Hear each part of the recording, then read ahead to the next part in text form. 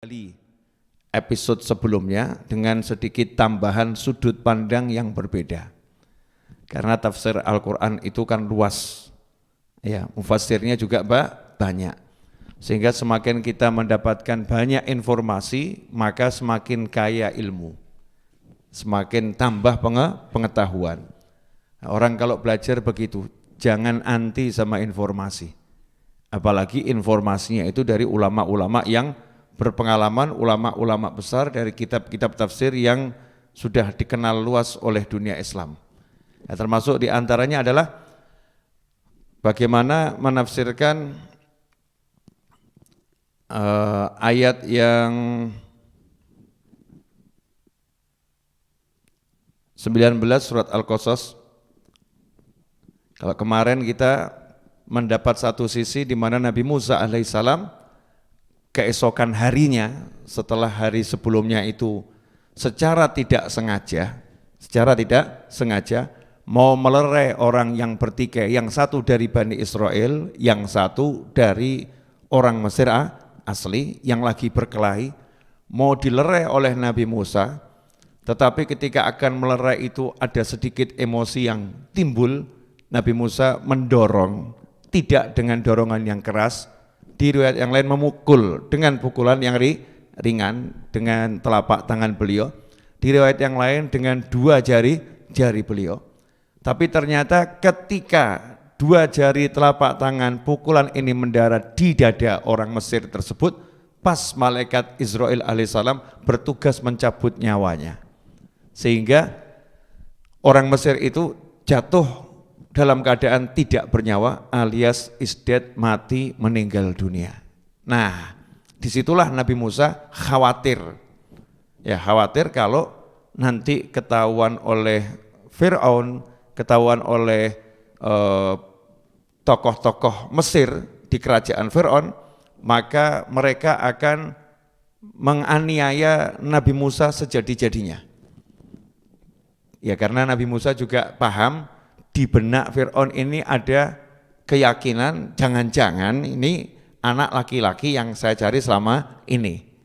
Ya, jangan-jangan ini bukan dari orang Mesir, kelihatannya ini Musa adalah Bani Israel. Nah, Bani Israel di masa itu enggak punya salah saja sudah dianiaya, dijadikan budak, diseksa, apalagi membunuh orang Mesir. Jadi Fir'aun itu rasis. Ya, Fir'aun itu rasis, sehingga kalau sampai ada satu orang Mesir mati, maka bisa jadi satu kampung yang bunuh satu orang, tapi bisa jadi satu kampung dibunuh semua. Itu kan rasis begitu ya. Satu orang yang terluka, satu negara itu bisa ikut perang semua, ya, bisa ikut perang semua. Maka saat itulah Nabi Musa berupaya untuk gimana caranya tidak ketahuan, biar tidak terjadi bencana yang lebih besar. Maka beliau tetap menyembunyikan diri di kota Memphis itu, ya, di kota Memphis menyembunyikan diri. Dalam riwayat ulama di rumah ibunya, ya, di rumah ibunya. Riwayat yang lain mengatakan entah di mana, enggak dijelaskan, enggak disebutkan. Nah, saat bersembunyi itulah berdoa pada Allah Ta'ala, minta ampun pada Allah Subhanahu wa Ta'ala atas kesalahannya, atas kekurangannya, kok sampai timbul emosi. Ini menurut ahli tafsir. Nah, ikhwani rahimakumullah, nanti akan saya terangkan hikmahnya apa, ya, pelajarannya apa. Kemudian keesokan harinya Nabi Musa berupaya cari tahu gimana nasibnya orang yang meninggal kemarin tuh. Beritanya udah tersebar belum, tersiar belum, pelakunya siapa yang diduga, pengen tahu. Nah, ketika berusaha pengen tahu, di lokasi yang sama melihat orang yang sama, yaitu Bani Israel yang kemarin ditolong Nabi Musa, lagi berkelahi lagi-lagi dengan orang Mesir. Berarti ini orang nakal, memang tukang pukul nih Bani Israelnya. Maka saat bertemu dengannya, fa asbaha fil madinati khaifan yataraqqabu fa idzal ladzi istansarahu bil amsi yastasrikhu fa idzal ladzi istansarahu bil amsi yastasrikhu qala lahu Musa innaka laghawiyyun mubin. Ya, tiba-tiba orang yang kemarin minta pertolongan berteriak minta pertolongan kepadanya. Begitu lihat Nabi Musa lewat, nah ini kemarin pukulannya mematikan ini. Ini kalau bantu saya lagi pasti saya menang. Orang Mesirnya pasti akan mati. Maka saat itulah Bani Israel yang lagi berkelahi, yang nakal tadi itu, tukang pukul itu teriak manggil Nabi Musa, Musa, Musa. Ya, tolong saya, tolong saya. Apa yang dilakukan Nabi Musa? Melihat dua orang ini lagi berkelahi dan melihat ini laki-laki Bani Israel yang kemarin. Maka langsung ngomong dengan kata-kata yang keras ya dan tegas. Nabi Musa berkata kepada Bani Israel tersebut. Ya, kepada kaumnya tadi ya, yang nakal tadi, Nabi Musa berkata, "Innaka laghawiyyum mubin." Sungguh engkau nyata-nyata orang yang sesat nih. Kamu ini orang yang sesat, orang yang memang jahat, kamu ini orang nakal. Ya, sambil berkata begitu, Nabi Musa mendekati keduanya dalam rangka melerai. Ya, dalam rangka melerai. Tapi karena ketakutan nih Bani Israelnya tadi, ini sudut pandang yang berbeda ya. Kalau yang kemarin saya ambil dari Sofatut Tafsir, kalau yang ini dari tafsir yang lain lagi, yang banyak tafsir. Nah, orang Bani Israel tukang pukul tadi ini dari kaumnya Nabi Musa, begitu melihat Nabi Musa mendatangi sambil berkata, kamu memang orang jahat gitu ya, kamu orang sesat, dikira Nabi Musa akan mencelakai dia, dikira Nabi Musa enggak akan menolongnya, dikira Nabi Musa kali ini akan berpihak pada orang Mesir. Begitu ketakutannya, akhirnya dia teriak kepada Nabi Musa dan berkata, qala ya Musa, hei Musa, aturidu an taqtulani kama qatalta nafsan bil ams? Apakah kamu mau bunuh saya seperti bunuh orang yang kemarin? Nah, dalam tafsir yang kali ini yang bicara bukan orang Mesir, tapi yang bicara adalah Bani Israel yang ketakutan. Ya, ketakutan karena Nabi Musa teriak ngomong, kamu orang sesat gitu. Kamu orang sesat, wahai Bani Israel ini, yang saya tolong kemarin kamu orang sesat. Karena ketakutan dia pun teriak. Ketika Nabi Musa mendekat mau menghampiri orang Mesirnya untuk dilerai gitu ya. Karena orang Mesirnya lebih kuat, mau dilerai. Bani Israelnya teriak, apakah kamu mau bunuh saya? Seperti kamu kemarin bunuh orang Mesir itu. Ya, sesungguhnya kamu ini pengen jadi penindas di muka bumi, bukan menjadi orang yang akan melerai, mendamaikan orang yang bertikai. Disitulah orang Mesir paham, oh teman saya kemarin yang mati itu pembunuhnya Musa. Oh, orang Mesirnya jadi paham, ternyata pembunuhnya Musa. Disitulah langsung orang Mesirnya lari menuju kerajaan Fir'aun dan melaporkan peristiwa tersebut kepada kerajaan Fir'aun. Apa yang terjadi? Di riwayat yang kemarin ya dikatakan Fir'aunnya nggak ada, kan begitu ya. Tapi di riwayat yang kali ini Fir'aunnya ada di istana. Dan memang Fir'aun nggak suka sama Nabi Musa. Ada rasa nggak suka dalam hatinya. Ya, kenapa? Karena ini nggak jelas anak siapa. Tapi Fir'aun menyukai, menyayangi Nabi Musa karena istrinya. Sebab ini anak kesayangan istrinya. Jadi cintanya Fir'aun pada istrinya yang Sayyidatuna Asiyah ini luar biasa. Nah, sementara pembesar-pembesar istana saat itu di kerajaan Fir'aun bencinya pada Nabi Musa luar biasa. Kenapa? Karena ini anak enggak jelas dari mana asal usulnya, tapi kok dapat fasilitas jadi anak raja. Punya pasukan, punya pengawal, punya kendaraan, ya. Pokoknya dilayani dengan pelayanan yang luar biasa. Muncullah di situ iri dan dengki. Ya, iri dan dengki. Likulli dzi ni'matin mahsud. Setiap orang yang punya kenikmatan itu pasti ada yang iri, ada yang dengki. Makanya kalau ada orang yang iri sama kamu berarti kamu punya nikmat. Kalau ada orang yang dengki sama kamu berarti kamu punya nikmat. Makanya jangan marah-marah. Kenapa dia begitu sama saya? Ya, mestinya kita langsung introspeksi diri. Oh, alhamdulillah, berarti saya ini punya sesuatu yang tidak dia miliki. Saya diberi Allah sesuatu yang dia nggak mampu, tapi saya mampu. Berarti saya orang istimewa. Nah saat itulah, ikhwani rahimakumullah, pemirsa dimanapun Anda berada, pembesar Mesir rapat. Nah kok bisa pembesar Mesir rapat? Nah, ini urusan satu orang kok sampai semua tokoh ikut rapat pengen bunuh Nabi Musa. Kok bisa seperti itu? Jawabannya ya sederhana. Seperti ada satu orang dibunuh, tapi karena rasis, itu bisa satu negara rapat untuk balas dendam. Betul ya? Satu negara rapat untuk balas dendam. Lah ini satu negara pembesarnya rapat semua, pokoknya nggak bisa. Ini nggak bisa cuma di penjara ini. Ini nggak bisa cuma ditangkap, dipukul, nggak bisa. Nggak bisa begini. Meskipun ini status anak raja ya, raja. Ini sudah saatnya statusnya dihapus nih. Ini saatnya disingkirkan, ini saatnya dibunuh. Ya karena itu timbul kesepakatan mengadakan muktamar, ya'tamirun itu muktamar ya. Muktamar ya, rapat besar untuk apa? Menentukan hukuman buat Nabi Musa. Dan hukumannya adalah hukuman mati. Nah saat itulah ada salah satu di kerajaan Fir'aun, khilaf ulama siapa orang ini, ada yang mengatakan itu orang yang beriman, ada yang mengatakan orang yang fansnya Nabi Musa. Enggak beriman tapi pecinta, fansnya Nabi Musa. Sementara yang kemarin saya sampaikan adalah riwayat yang menyudut pandang ini justru bagian daripada kelompok yang anti Nabi Musa yang lagi buat siasat biar Nabi Musa keluar dari Mesir. Semua sudut pandang itu indah. Ya, semua sudut pandang itu indah.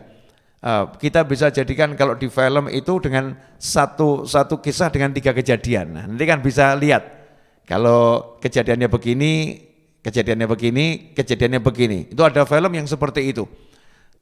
Apa ya? Alur ceritanya ada 3. Nah, saat itulah lelaki yang dari kerajaan Fir'aun ini, kali ini kita ambil dari sudut pandang dia temannya Nabi Musa, fansnya Nabi Musa, dia orang yang beriman dari keluarga Fir'aun yang sangat cinta pada Nabi Musa alaihissalam, segera bergerak lewat jalan pintas mencari Nabi Musa dan ngasih tahu, wahai Musa, mereka sedang rapat akbar dan hasil rapatnya kamu akan dihukum mati, tolong segera tinggalkan Mesir, aku ini penasehat yang jujur, sayang cinta sama kamu, nasihatin ini. Maka saat itulah Nabi Musa segera meninggalkan Mesir. Nah, sekarang kita coba akan mengkaji kisah ini. Nanti saya diingatkan ya di akhir insyaallah ada satu hikmah yang luar biasa yang akan saya kupas ya, tapi nanti di akhir, jangan sekarang biar seru.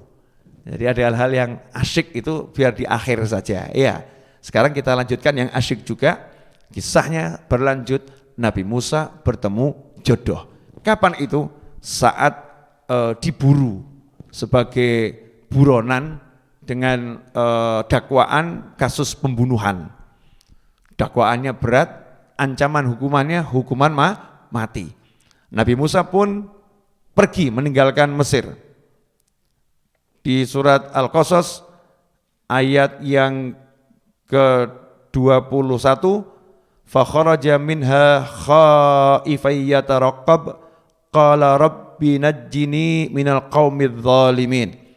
Maka keluarlah dari Mesir dalam keadaan waspada, toleh kanan, toleh kiri, khawatir ada yang nyusul, terus memperhatikan sekitarnya. Qala, sembari berkata, rabbi najjini minal qaumidz zalimin.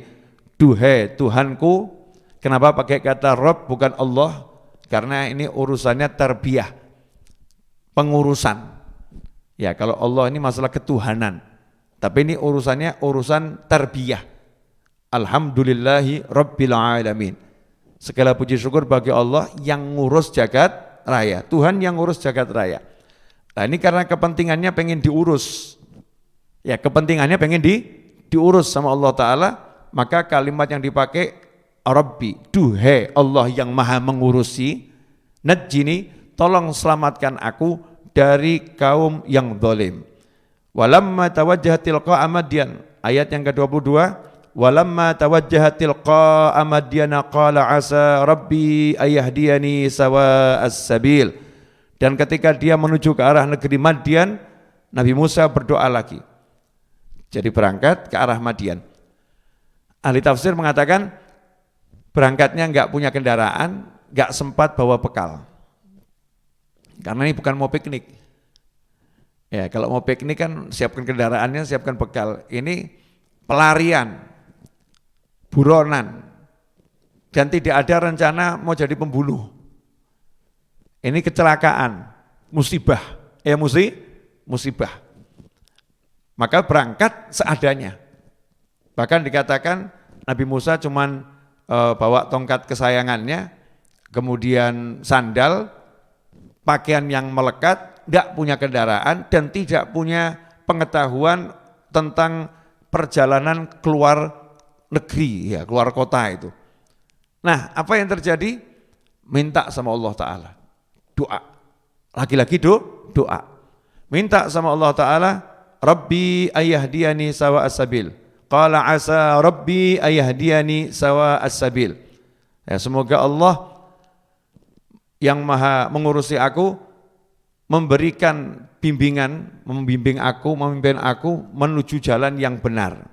Jalan yang benar dalam perjalanan menuju Madian, jalan yang benar dalam perjalanan dunia ke akhirat, ya, jalan yang benar sampai ke jannahnya Allah Subhanahu wa taala dengan segala maknanya, menuju jalan yang benar.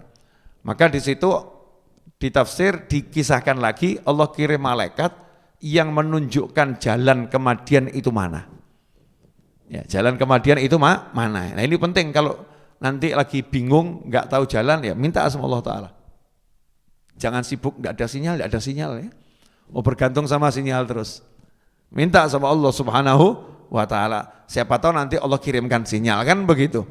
Atau Allah kirimkan tiba-tiba orang lewat yang akan bimbing kita. Entah pertolongan Allah wujudnya macam-macam. Nah, berapa lama perjalanan dari Mesir, Memphis tadi menuju Madian? Dikatakan oleh ahli sejarah dan ahli tafsir, jarak dari Memphis sampai Madian itu perjalanan 8 hari.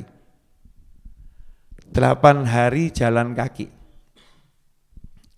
Ada yang mau coba? Itu kalau enggak salah dari Solo sampai mana ya? Kalau jalan kaki 8 hari itu. Nyampe Jakarta enggak itu? Ada yang mau coba? Nah, waktu itu kan ada yang jalan kaki ya, asal nggak pakai mampir-mampir loh ya.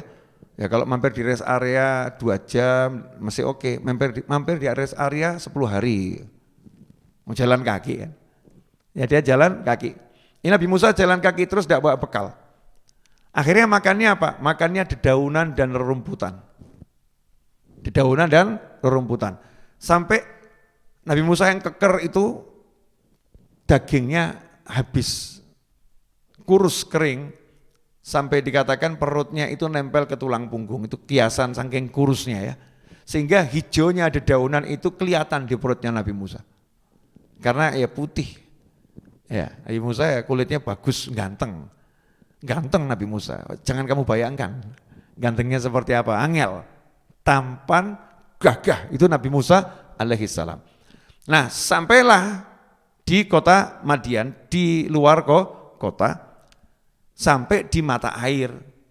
Nah ternyata walamma warada ma'a Madyana wajada alaihi ummatan minan nasi yasquna wa wajada min dunihim imra'ataini tadhudan qala ma khatbukuma qalata la nasqi hatta yusdira ri'a wa abuna syaikhun kabir.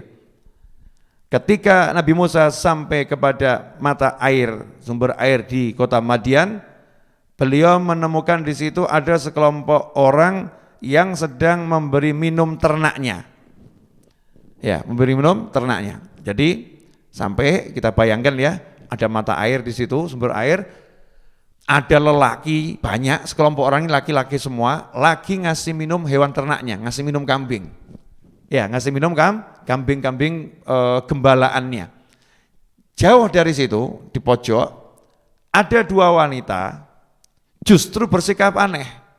2 wanita ini tidak menggiring hewan ternaknya untuk minum air tersebut, bahkan menghalangi hewan-hewan ternaknya, gembalaannya, jangan sampai menuju mata air, jadudan, dicegah. Ya, jangan dihalau, setiap kali mau menuju mata air, dihalau. Nah, ini pemandangannya aneh, karena biasanya orang itu kalau ada mata air, di situ yang lain menggembala, bawa gembalaannya ke mata air, pasti dia juga akan bawa gembalaannya ke mata air. Tapi kenapa dua wanita ini justru menghalangi gembalaannya, hewan ternaknya dari mendekati mata air. Nabi Musa yang lapar, haus, dahaga, penasaran. Ini sesuatu yang menarik ini. Pemandangan yang tidak lazim. Yang pertama itu. Yang kedua, kenapa cuma dua wanita ini? Gak ada wanita yang lain. Sementara yang lain adalah laki-laki. Disitulah Nabi Musa bertanya, ma khotbukuma. Pertanyaan Nabi Musa ini menjadi pembahasan ilmiah sampai hari ini dan sampai akhir zaman. Saya mau nanya ya, maaf ini untuk mas-mas ini. Kamu lagi capek-capek, lelah-lelah, terus lihat perempuan cantik-cantik berdua seperti itu. Kalau nanya kira-kira bahasanya singkat atau panjang? Dek kok enggak dekat sana, Dek? Enggak ada yang nganter ya?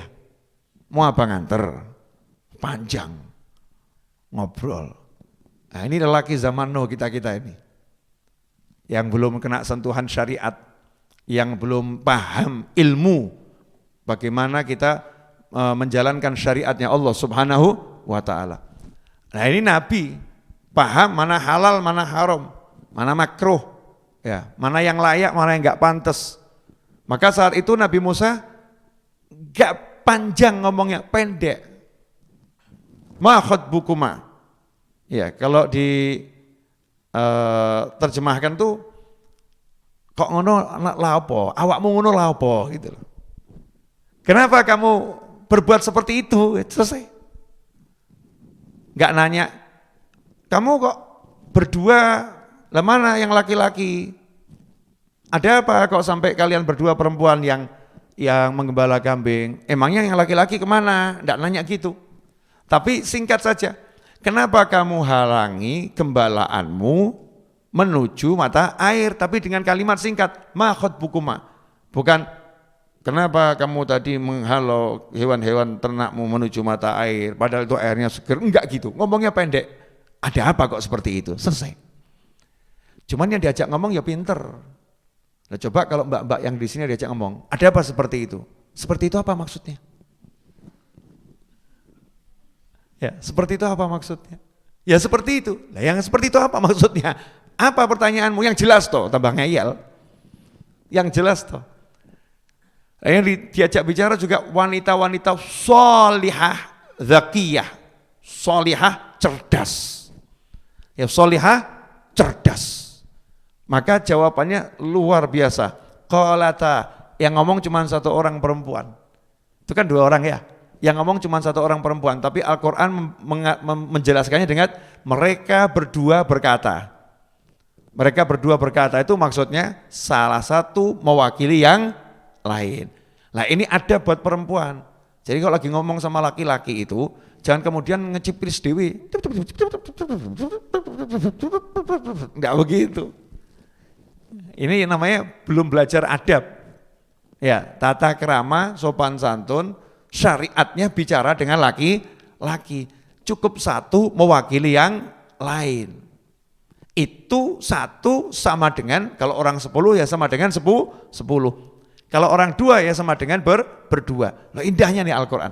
Qalata la naski hatta yusdirar ri'a'u wa abuna syaihun kabir. Kami tidak akan memberi minum hewan ternak ini sampai penggembala-penggembala kambing laki-laki itu selesai ngasih minum gembalaannya, mereka pulang, sepi nggak ada orang, baru kami kasih minum ya gembalaan kami. Artinya apa? Dua wanita ini tidak mau campur dengan laki-laki. Masya Allah. Ini mukminah ya, nggak mau campur dengan laki-laki, mirip dengan wanita-wanita zaman sekarang. Ya, mirip ya dengan wanita-wanita zaman sekarang, enggak mau kumpul sama laki-laki. Jadi kalau lihat ada laki-laki berkerumun, menjauh. Nanti kalau udah bubar, kami baru mendekat. Mirip dengan wanita-wanita zaman Nuh. Mirip banget, Masya Allah. Ya, luar biasa. Ya, alhamdulillah yang mirip. Ya enggak mirip ya enggak gitu kan ya. Nah, subhanallah. Kemudian kalimat selanjutnya menjawab dengan jelas. Kenapa kok kami perempuan berdua yang keluar? Kenapa kok enggak ada yang ngurusin kambing-kambing kami ini? Kenapa enggak ada yang ngurus hewan ternak ini? Enggak jawab dengan kalimat panjang lebar singkat. Wa abuna syaikhun kabir. Ayah kami orang tua yang sudah lanjut usia. Ayah kami orang tua yang sudah lanjut usia. Lah yang diajak ngomong Nabi Musa ya paham. Enggak kebanyakan nanya. Coba mas-mas di sini, emang enggak punya kakak laki-laki?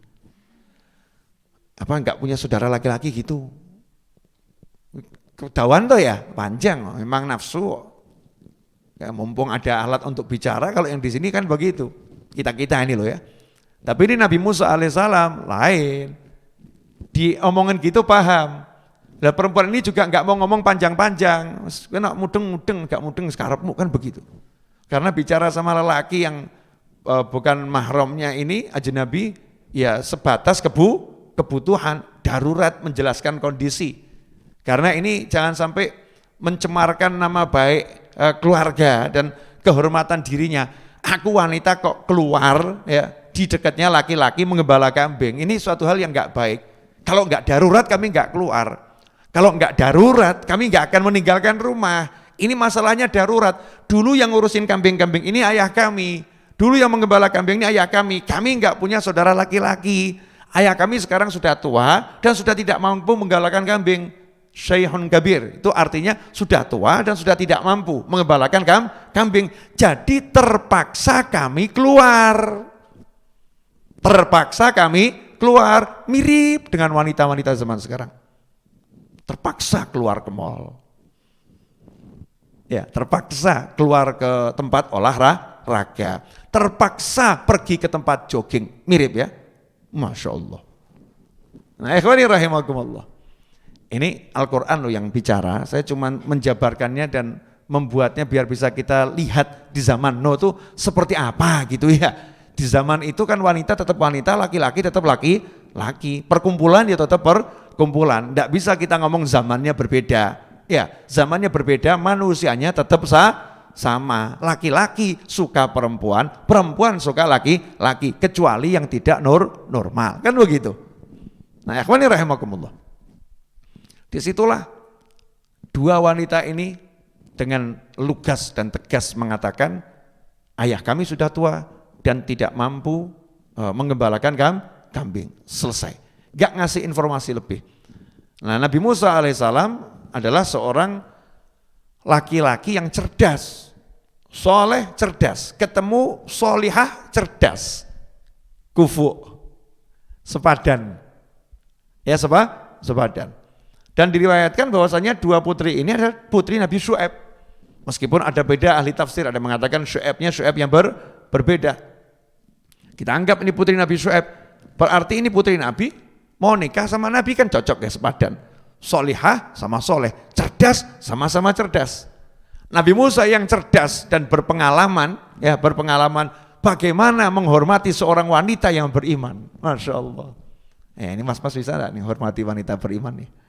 Kita ini laki-laki nih menempatkan wanita yang beriman tuh mulianya luar biasa.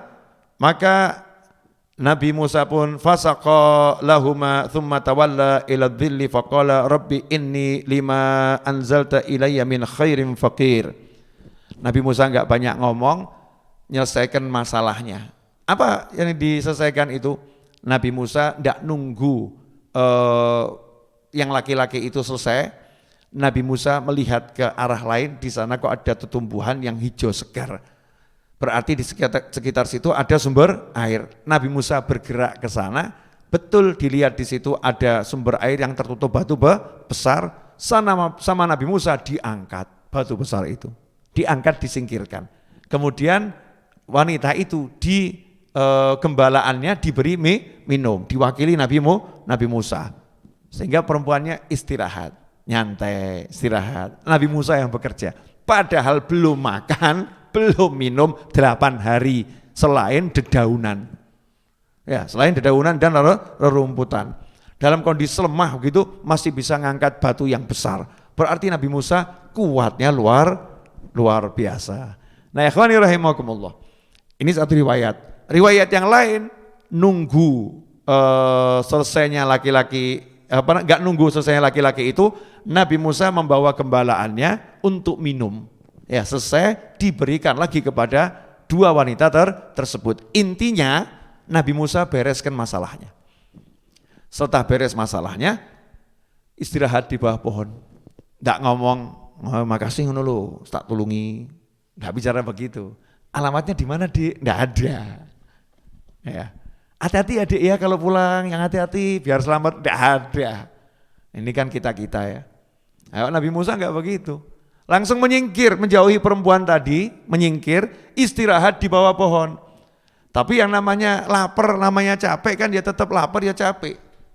Nabi itu ya manusia, Nabi itu manusia. Sisi kemanusiaannya kalau lapar ya lapar, kalau capek ya capek. Istirahat di bawah pohon, kemudian berdoa, Rabbi inni, lagi-lagi pakai kata Rabbi. Dan perhatikan doa di Al-Quran kalau dari Nabi itu ya, enggak pakai ya Rabb, enggak pakai iya. Karena ya itu ya nidak, manggil yang jauh, duhai jauh. Tapi karena dekat maka Rabbi, Tuhanku, langsung gitu ya, dekat. Tapi kalau buat kita, karena kita ini ya memang kita jauh, maksudnya kita kakek dosa gitu ya, banyak dosa, bukan jauh jarak, tapi jauh karena kita ini merasa kotor, banyak dosa, maka kita pakai ya Allah, ya Rabbi, ya Rabbana, Allahumma, dan seterusnya. Nah di sini Rabbi, lagi-lagi doa Allah yang maha ngurusi aku. Inni lima anzalta ilayya min khairin fakir. Sungguh aku sangat butuh, aku sangat fakir terhadap kebaikan yang engkau berikan kepadaku. Jadi Nabi Musa minta makan sama Allah Ta'ala, minta, tapi bahasanya ya Allah aku sangat butuh kebaikan yang akan engkau berikan kepadaku, sangat butuh ya Allah, minta makan, lapar minta makan sama Allah Ta'ala. Walaupun nanti yang ngasih makan itu ya manusia, tapi mintanya sama Allah Subhanahu wa Ta'ala. Ini loh Nabi, hatinya enggak putus sama Allah, hatinya enggak berhenti kontak dengan Allah Subhanahu wa Ta'ala. Nah, hasilnya apa? Pakai fa langsung. Faja'athu ihdahuma tamshi 'ala istihya'in qalat inna abi yad'uka liyajziyaka ajra ma saqaita lana. Faja'athu ihdahuma tamshi 'ala istihya'. Langsung Pak, pakai fa jawab. Namanya ini fa jawab. Jadi langsung dijawab. Minta sama Allah, Rabbi, ya Allah, aku butuh. Sangat butuh makan saat ini. Kebaikan darimu. Langsung dijawab sama Allah. Faja'athu, datanglah salah satu dari kedua wanita tadi. Ya, datanglah salah satu dari kedua wanita tadi. Ini membuktikan bahwasannya wanita-wanita tersebut tidak suka keluar dari rumah. Makanya cukup keluar satu. Tamsi al-istihya. Ya, datangnya itu dalam keadaan sangat malu. Bukan tamsi al-haya. Kalau tamsi al-haya berjalan dengan rasa malu biasa. Kalau tamshi ala istihya, karena ada alif sin tambahan itu ya, di situ ada makna dalam bahasa Arab yang lebih sangat. Jadi berjalan dalam keadaan sangat malu. Digambarkan oleh para ulama itu menutup wajahnya, ya, kemudian pakaiannya tertutup, jalannya juga pelan-pelan ya, jalannya orang malu tuh. Jalannya orang malu yang tahu ya perempuan ya. Kecuali perempuan yang nggak punya rasa malu, susah menjelaskan jalannya orang malu gimana. Tapi kalau perempuan yang malu-malu itu kan ngerti jalannya orang malu seperti apa. Nah, ikhwani rahimakumullah, kemudian setelah ketemu Nabi Musa alaihissalam masih di bawah pohon tadi, itu menunjukkan doanya Nabi Musa langsung dijawab oleh Allah Subhanahu wa Ta'ala. Qalat, berkata, lagi-lagi kalimatnya juga singkat, nggak ngomong begini, Mas, makasih ya, tadi udah nolong, sekarang saya undang ke rumah. Enggak. Kalau kalimatnya begitu berarti wanita berkata kepada pria, ngobrol sama pria. Tapi di sini sang wanita enggak mau ngobrol sama pria. Ini karena diutus ayah, jadi langsung berbicara mewakili ayah. Inna abi yad'uk, sesungguhnya ayahku. Jadi yang berbicara sekarang siapa? Wanita itu mewakili ayahnya. Inna abi yad'uka liyajziyaka ajra ma saqaita lana. Dan dikasih penjelasan, ini ayahku manggil kamu, biar enggak pikir macam-macam manggilnya kenapa, ada apa, enggak nimbulkan fitnah, maka dijelaskan, ayahku manggil kamu karena mau ngasih hadiah.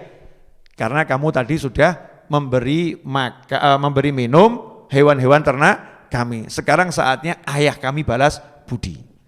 Nah, ini juga menunjukkan orang yang budiman. Orang yang budiman itu kalau ada orang baik sama dia akan berjuang segera membalas budinya. Gak bisa nunda-nunda. Pengen langsung balas. Ya, segera ada orang berbuat baik langsung dibalas dengan kebaikan. Gak ditunda-tunda. Kemudian dikatakan di dalam ayat tersebut, falamma ja'ahu. Ketika Nabi Musa akhirnya datang ketemu Nabi Syuaib alaihissalam, wa qassa alaihil qasas, kemudian menceritakan apa yang terjadi pada dirinya. Nah, beda. Begitu ketemu sama-sama laki-laki cerita sambil makan ya, cerita. Laki-laki sama perempuan enggak. Sekarang dibalik, sama perempuan curhat. Perempuan sama laki-laki curhat. Ya, laki-laki ketemu laki-laki menang. Ada apa? Tidak ada apa-apa. Begitu ketemu cewek, wah aku lagi ada masalah. Diumbar. Nabi Musa alaihissalam begitu ketemu sesama laki-laki menceritakan kondisinya, bukan curhat ya, bukan curhat, tapi menceritakan kondisinya. Saya tuh sampai di sini karena begini biar jelas nih statusnya apa. Maka dijawab oleh Nabi Syuaib alaihissalam, qala la takhaf. Jangan takut. Ya, kamu jangan takut. Najauta minal qaumidz zalimin. Kamu sudah selamat dari kaum yang zalim. Selesai. Artinya jangan khawatir. Di sini kamu udah selamat nih. Kamu selamat sekarang. Enggak, nanti kamu akan kami selamatkan. Enggak. Kalau nanti kamu akan kami selamatkan itu masih belum menciptakan rasa aman. Tapi kalau udah kalimat, udah kamu selamat. Berarti di tempat ini enggak ada masalah. Ya, di tempat ini kamu udah terlindung luar biasa. Kamu selamat di sini dari orang-orang yang zalim. Najauta minal qaumidz zalimin. Nah, disitulah ya ketika mendengar bahwasanya laki-laki ini orang yang baik, orang yang kuat, orang yang bijak. Dua putri Nabi Syuaib alaihissalam, salah satunya berkata, ya ini menunjukkan kalau dua wanita ini nggak pengen keluar. Begitu dilihat ada orang yang kuat, yang pinter, nah ini cocok nih sudah, biar ini aja yang gembala kambing, kita mau di rumah saja. Beda kalau wanita zaman sekarang, oh jangan sampai dia dipekerjakan, wah kita nggak bisa keluar lagi. Wah kita di rumah terus kan ya repot. Dah, ayah harus kasih tahu, kami masih sanggup bekerja, kami sanggup cari nafkah, kami sanggup menggembala. Jangan sampai kami dikurung di rumah, jangan sampai kami nggak bisa keluar di rumah terus. Ini kalau kita zaman sekarang. Ya, tapi saat itu enggak, ini wanita yang solihah. Begitu melihat kesempatan untuk tidak keluar dari rumah, agar bisa terus tinggal di rumah, wanita tersebut salah satunya berkata, qalat ihdahuma ya abatis ta'jir. Duhai ayahku, tolong pekerjakan dia. Inna khaira man ista'jartal qawiyul amin. Sesungguhnya sebaik-baik yang engkau angkat sebagai pekerja untuk bekerja pada kita adalah al-qawiyul amin, orang yang kuat dan orang yang bisa pegang amanat. Kuat dan amanat. Ini syaratnya jadi pekerja yang handal. Kuat, kerjanya kuat, amanat. Amanat waktu, amanat pekerjaan, amanat macam-macam. Nabi Musa udah kelihatan amanat sekali.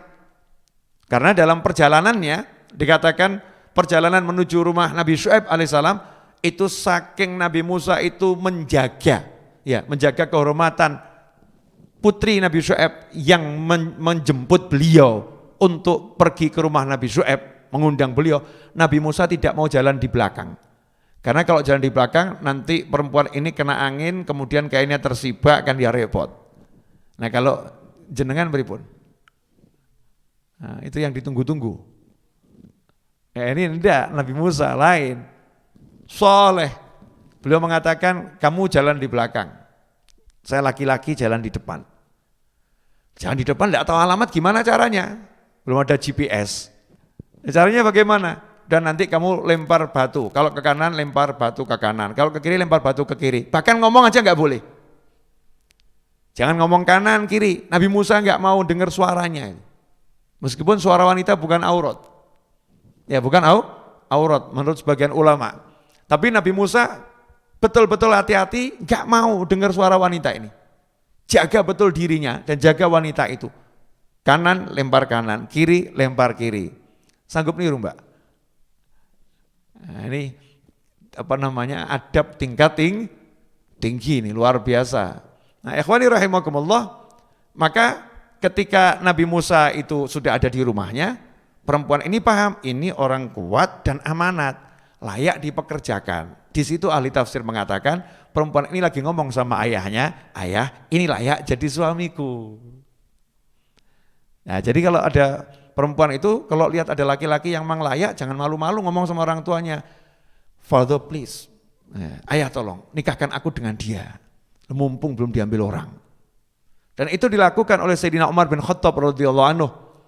Ketika putrinya sudah enggak punya suami, Sayyidina Umar ya keliling, datengin Sayyidina Abu Bakar, mau enggak saya nikahkan dengan putri saya? Datengin Sayyidina Utsman, mau enggak saya nikahkan dengan putri saya? Dicari orang soleh, ditawari, tapi yang nawarin bapaknya loh ya, bapaknya yang nawarin. Ya, jangan kamu keliling, mau sama aku enggak gitu ya. Bukan. Suruhan orang laki-laki yang terhormat, kan begitu ya. Nah ini ayahnya ada kok, ya suruhan ayahnya.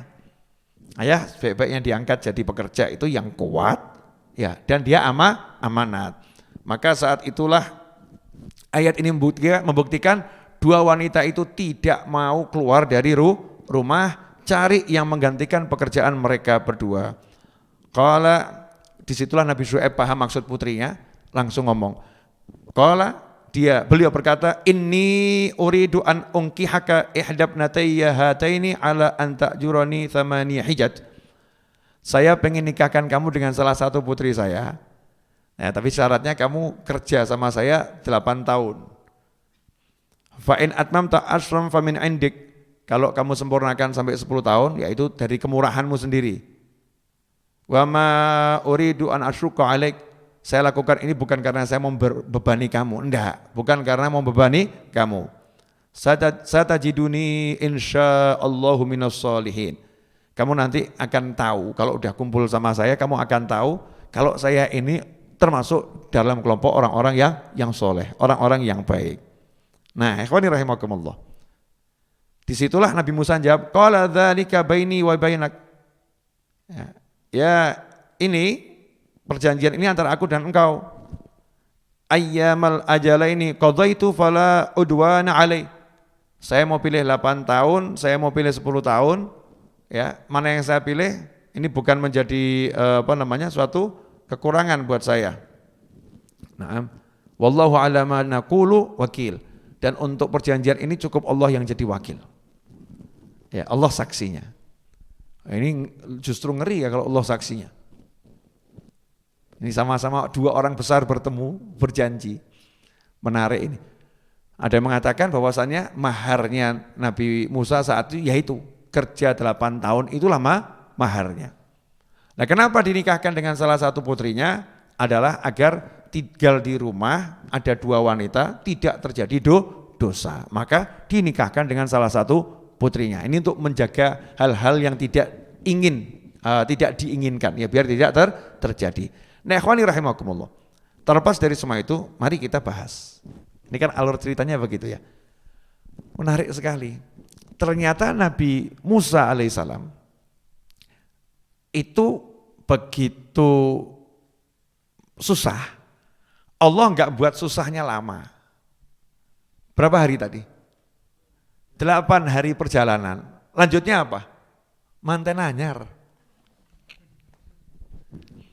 Jadi teman-teman baru. 32 tahun tinggal di istana enggak ketemu jodoh. Iya, enggak ketemu jodoh. Lari dari Mesir, meninggalkan Mesir, jalan 8 hari, capek, lelah, lapar.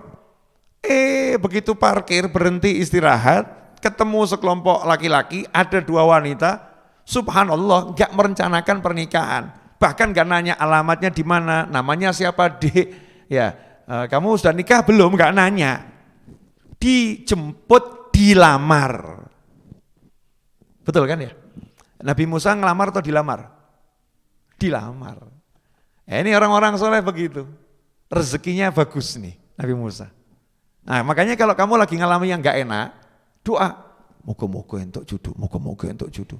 Kalau yang belum nikah ya. Siapa tahu ini nanti saya akan ketemu jodoh. Kemudian juga di situ ada pelajaran bagaimana Nabi Syuaib alaihissalam sangat cerdas. Begitu ada calon yang bagus, nggak kemudian ditunda-tunda. Nanti dulu deh, nunggu selesai kuliah.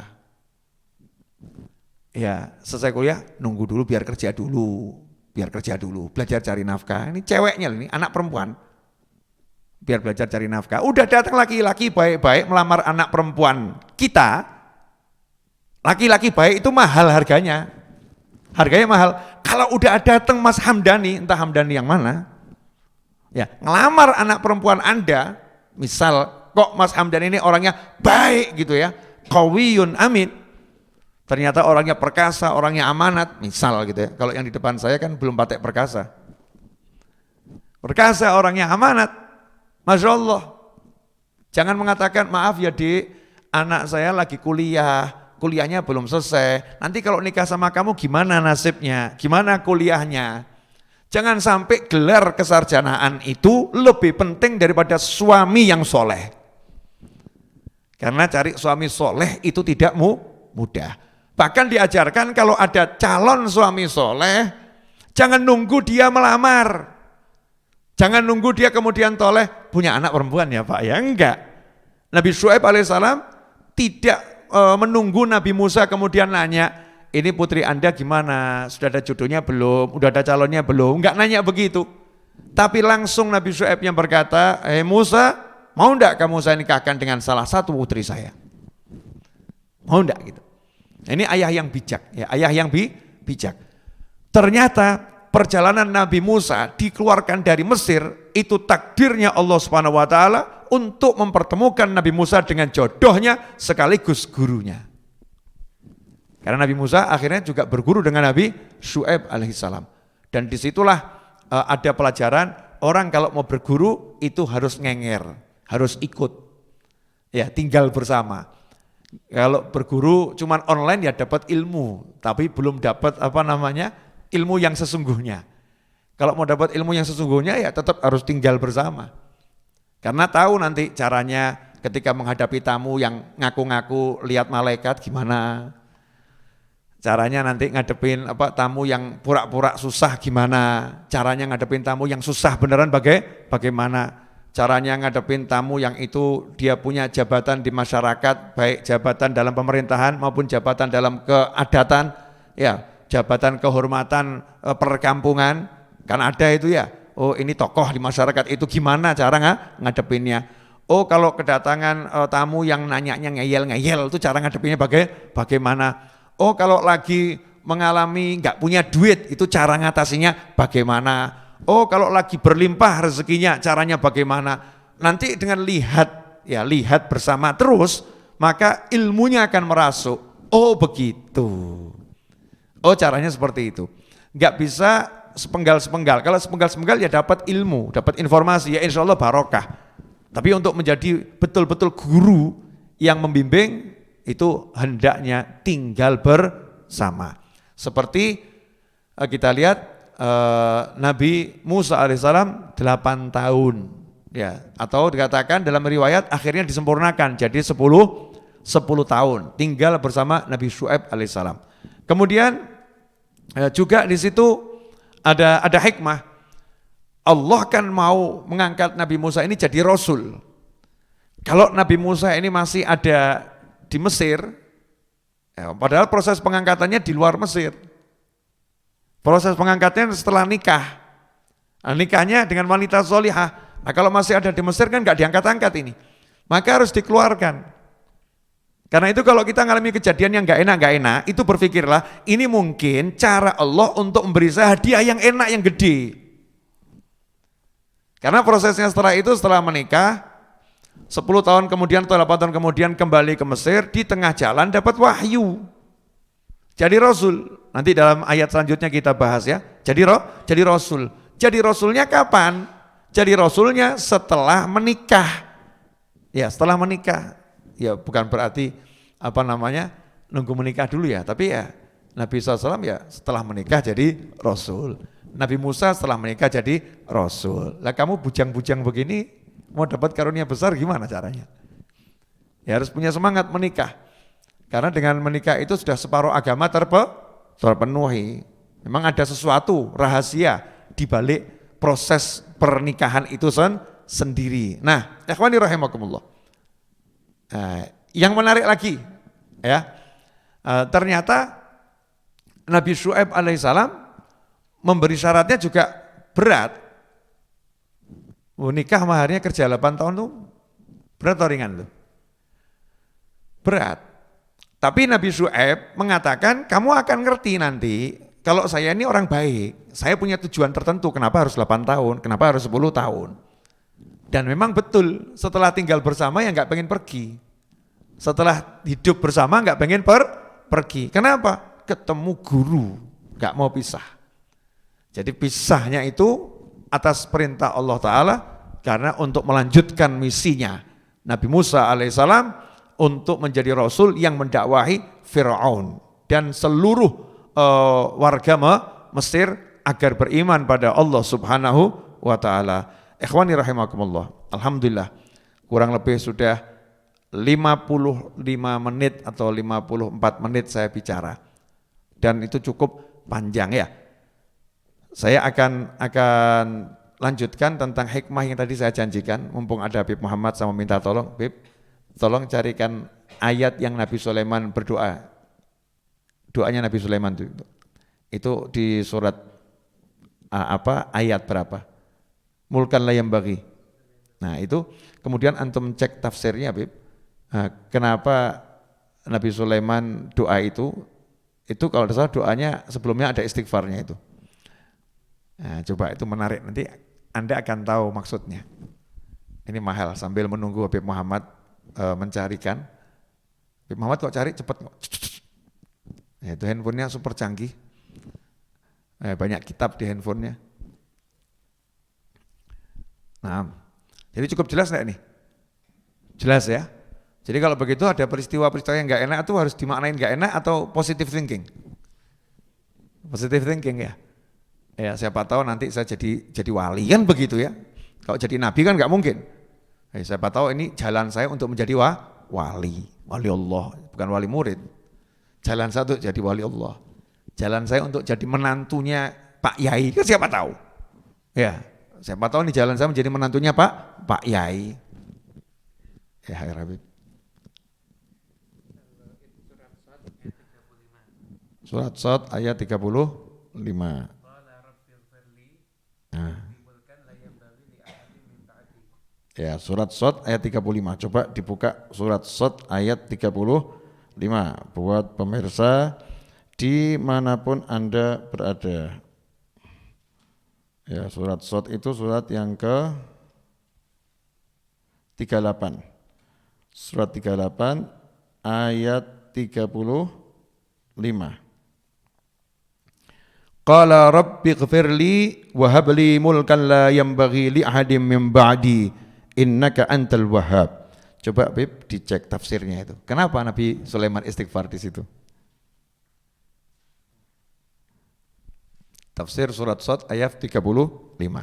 Sebelum Habib Muhammad ngecek nanti biar dibuktikan, karena saya juga belum ngecek lebih jauh ya. Saya mendengar dari ceramahnya beberapa ulama menjelaskan saat itu Nabi Sulaiman melakukan satu kesalahan. Jadi Nabi Sulaiman itu melakukan kesalahan, ya kesalahannya itu tertidur kalau nggak salah itu, ya sehingga lewat waktu. Nanti biar dipastikan, saya nggak berani ngomong yang sesuatu belum pasti. Tapi yang jelas kesalahannya pasti. Nabi Sulaiman melakukan satu kesalahan. Kesalahan karena lupa kan bukan dosa ya. Karena lupa, kesalahan. Nah nyesel, minta ampun sama Allah. Rabbighfirli.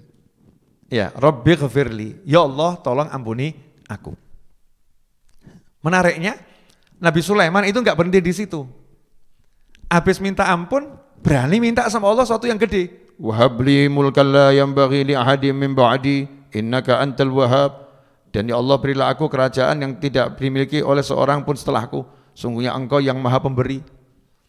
Lalu habis punya salah, minta maaf, langsung minta hadiah, nekat enggak ini? Habis punya salah, minta maaf, kemudian minta hadiah, dan hadiahnya besar, yang orang lain enggak boleh punya. Ya Allah, nekat enggak ini? Nekat, gitu. Nah, ini namanya ma'rifah. Ini namanya orang kenal Allah Ta'ala. Allah Maha Pengampun, Allah Maha Penyayang. Kamu harus mendekat sama Allah dengan cara seperti itu, minta ampun, kemudian jangan pesimis. Jadi menghadapnya itu dengan optimis. Allah ngampuni aku kok, Allah sayang sama aku. Memang aku tadi khilaf, aku tadi lupa, aku tadi lalai, aku tadi berdosa. Ya Allah, sekarang ampuni aku, ya Rob, ampuni aku ya Rob. Tapi aku gak punya duit, ya Rob, please kasih duit. Kalau kita kan gitu. Ya Allah, aku belum dapat jodoh, tolong beri jodoh yang baik dunia akhirat ya Allah. Jadi habis berbuat dosa minta ampun, berani minta, itu mentalnya mukmin.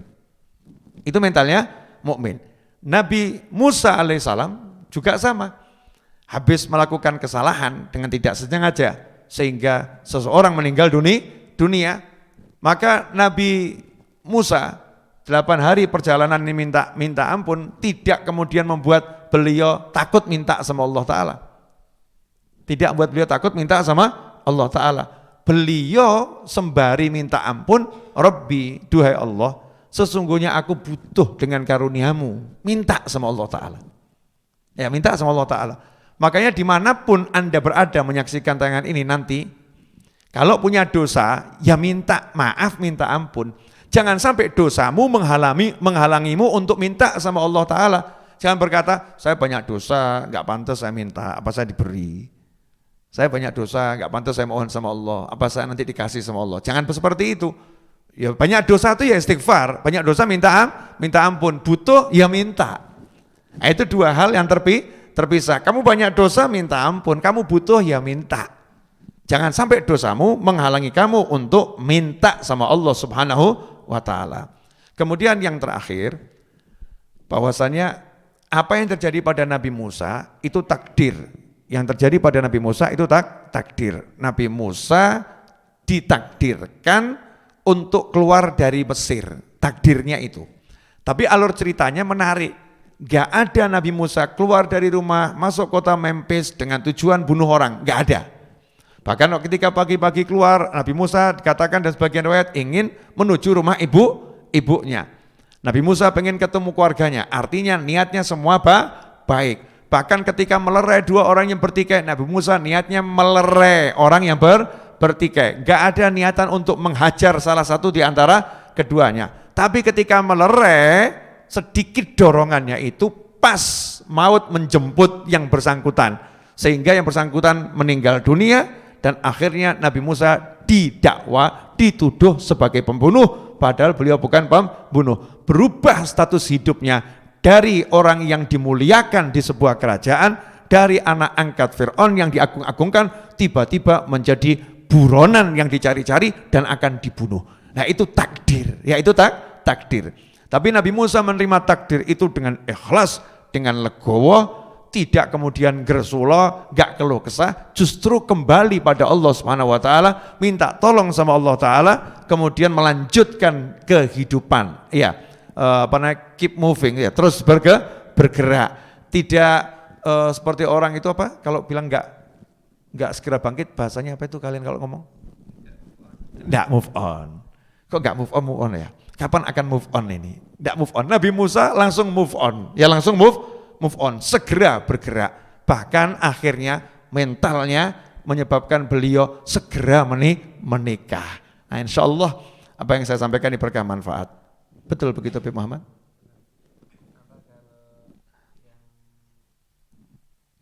Baghawi. Alasannya kenapa ke istighfar? Yang pertama yang karena istighfar sebab untuk terbukanya pintu kebaikan di dunia. Ewa. Setelah itu nanti Minta. Ya. Yang kedua istighfarnya sebagai tawasul. Tawasul untuk itu. Nah. Itu di Fakhrul Razi. Coba cari di Baghawi dan Qurtubi sama Ibn Katsir. Itu ada riwayat yang mengatakan di hari doa itu baru saja Nabi Sulaiman berbuat satu kesalahan. Ya, sehingga beliau istighfar, minta ampun sama Allah Ta'ala, sekaligus saat itu bangkit semangatnya untuk minta yang lebih besar. Saking taunya Allah ini maha pemaaf. Jadi misal begini loh, seorang istri ya punya salah sama suami. Saking tahu nih suaminya sayang banget, terus ngomong, yang maafkan ya, beliin aku mobil ya. Itu nekat gak itu? Nekat, tapi nekat karena tahu disayangin, betul kan ya? Nekat karena tahu memang dicintai. Nah ini Nabi Sulaiman muamalahnya dengan Allah, Nabi Musa muamalahnya dengan Allah itu seperti itu. Para wali itu muamalahnya dengan Allah seperti itu. Manja, ya manja. Minta ampun, minta maaf, minta maaf, tapi manjanya luar biasa. Mudah-mudahan yang saya sampaikan ini bermanfaat untuk teman-teman yang ada di rumah. Kali ini tanya jawabnya disimpan dulu untuk nanti malam ya, yang siang kita buat nggak ada sesi tanya jawabnya, disimpan dulu aja tanya jawabnya. Kalau mau ditulis di grup ya, kemudian kesan-kesannya juga bisa ditulis di grup sehingga nanti bisa saya pelajari lagi. Nanti malam kita akan lanjutkan episode bagaimana Nabi Musa mendapatkan wahyu dan kembali secara gentle untuk menghadapi Mesir dan Fir'aun. Ya bagaimana mental Nabi Musa alaihissalam kita akan bahas nanti malam insya Allah. Ya mudah-mudahan berkah untuk semuanya. Wassalamualaikum warahmatullahi wabarakatuh.